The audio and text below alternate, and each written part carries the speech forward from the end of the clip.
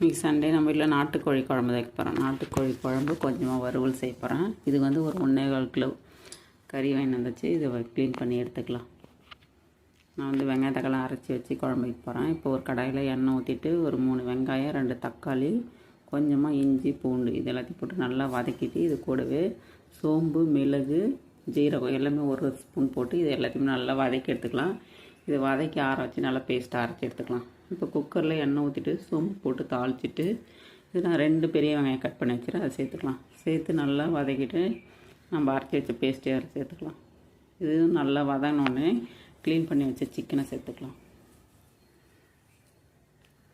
இப்போ சிக்கனை சேர்த்து நல்லா வதக்கிட்டு இதுக்கு தேவையான அளவு தண்ணி ஊற்றிக்கலாம். இந்த குழம்பு வந்து நல்லா தண்ணியை வச்சா சூப்பராக இருக்கும்.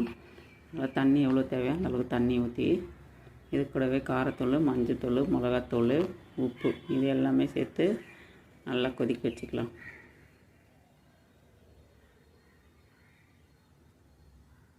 குழம்பு நல்லா கொச்சி வரட்டும்.